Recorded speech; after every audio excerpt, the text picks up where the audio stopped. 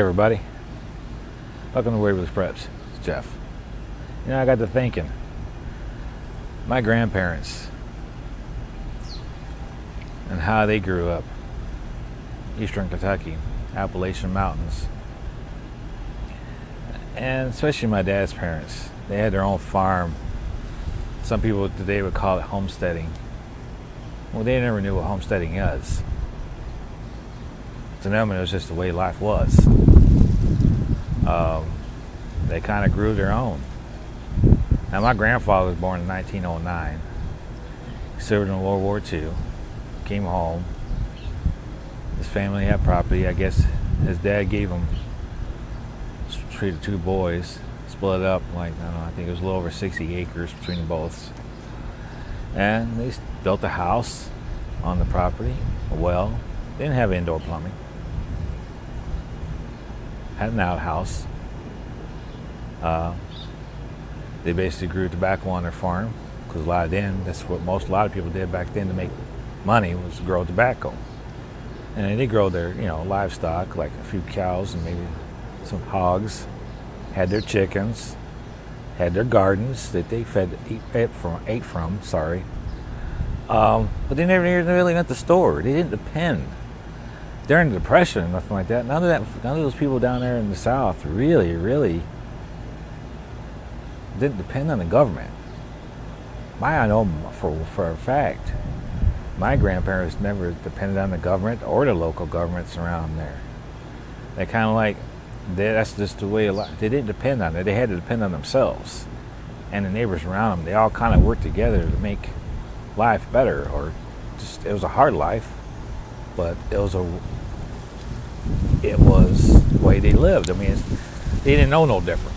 It's not like how it is today. That's just the way things were. You grew your own food. I mean, they probably went into town and maybe get some salt, flour, and stuff like that, or they did some trading, or they sold a hog off, or some of their crops, or they did some trading, It's things like that.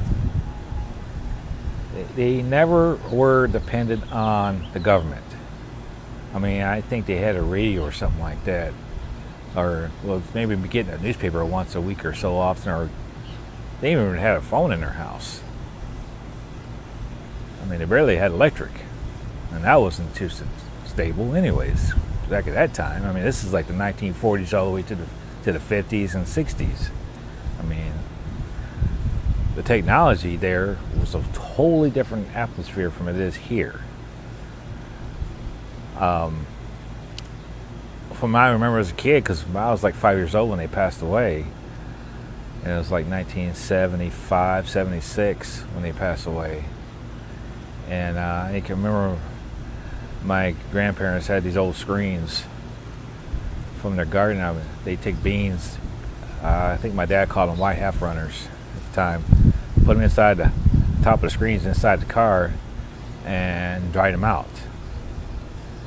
And they had like gourds they hang up, they use for water shifting, or certain, they made their own tools, kind of like, my papa had an old hand drill compared to our DeWalt drills today, something similar.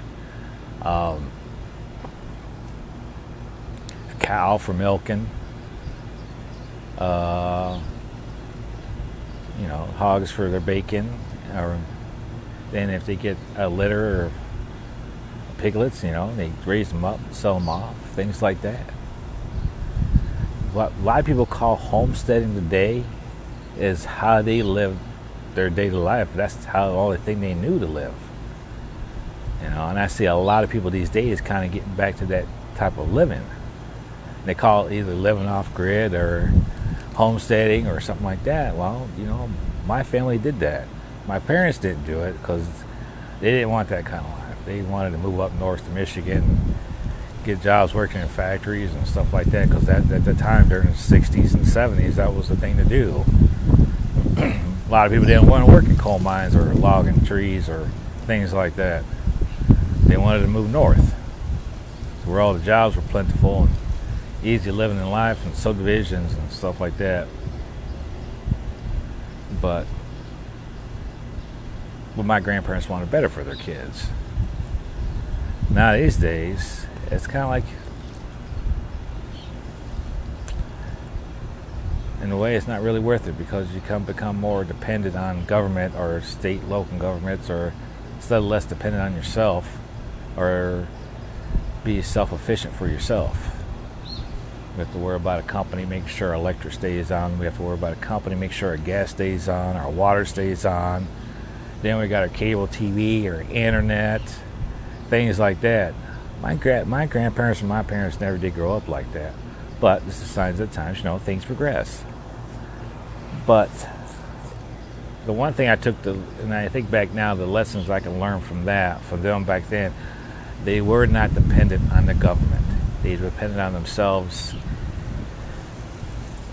and the help from others, the family, who grew. They might have grew something over here, they grew something opposite, and they kind of traded back and forth, help one another out. They did a barter system down there. They traded and they bartered for things. Well, you grow this, well, I'll grow that, and we'll switch back and forth, and they did a lot of canning. They preserved their own foods. It's not like they went to the store and get canned foods all day and stock it up. I mean, what they grew in the spring or summer, they canned in the fall, lived through it off the whole winter time and early spring, and then they started the whole process again. They made a slaughter a hog here and there, or they had chickens, they had eggs, and then if they wanted a fresh chicken, they'd get ones before it's big enough to to cook. Turkey, they raise a turkey, or sometimes they didn't even raise the turkeys. They just had chicken for Thanksgiving. They made their own pie crust. They go out and pick blackberries. They want to make blackberry cobbler or pies or jellies or preservatives, or even my papa made blackberry wine. So when I can think back now, the people are starting to convert back over to homesteading and being more self-efficient. Well, that's kind of how my grandparents grew up. That's how they lived. And that was their way of life.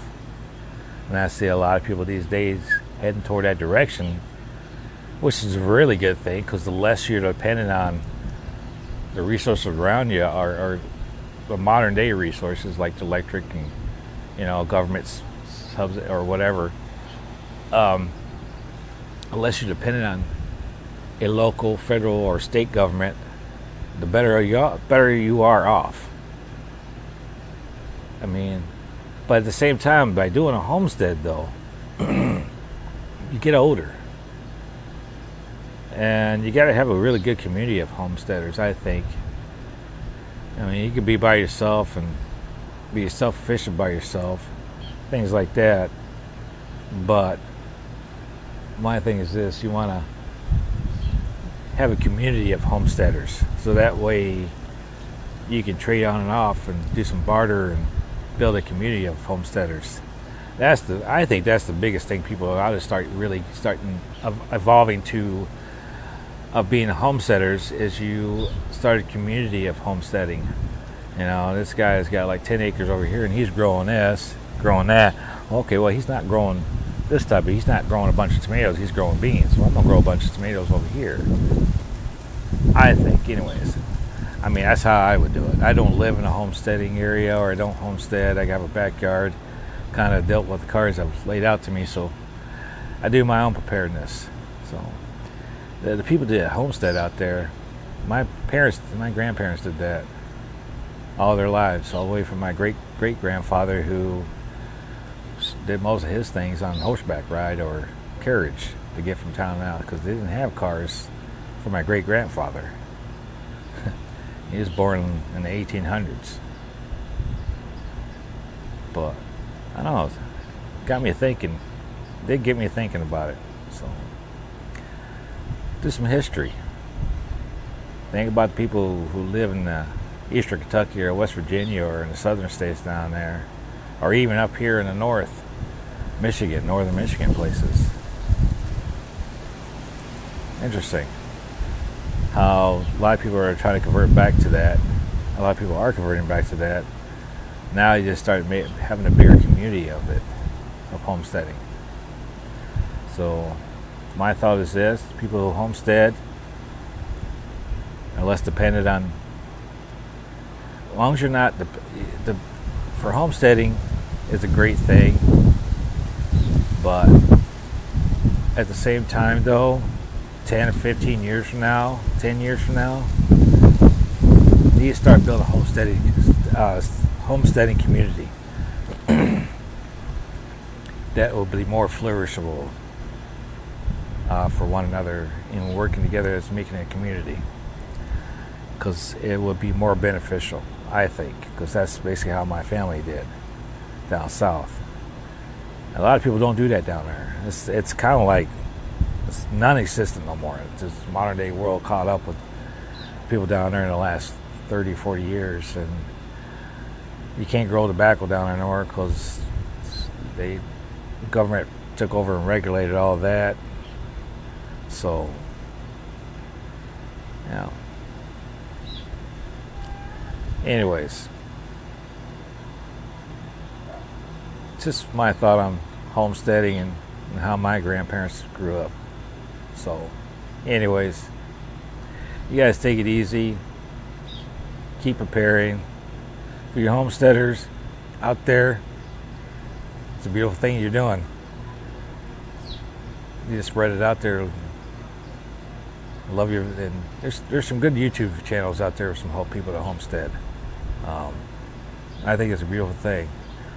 And the people who, if you're a homesteader and you see this video, you're doing a lot what my grandparents did. And that's how their daily life was. It was hard life. They did it all the way up to the 60s until they passed away. They didn't know no different. And they were a lot happier. But the one thing about homesteading and how they lived, is two main factors on that. Homesteading, the way my grandparents lived, is they never depended on government.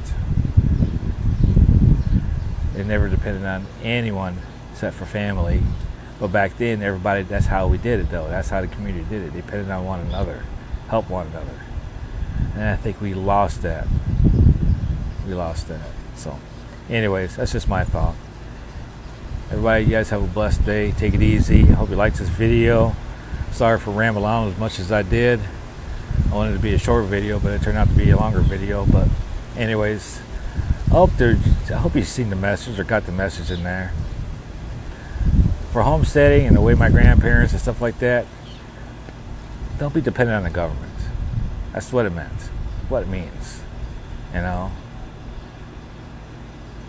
Food is the biggest powerful weapon in the world. And by homesteading and people doing what they're doing and be more self-efficient, that's the power that the government can't take away from you because you're already doing it. So, and right now I'm not a big fan of the federal government or any kind of government. Never have been. Or I should say, the people that run the government. The federal government. I definitely don't like the people who run our government. It's sad these days. But anyways, you guys take it easy. Have a blessed day.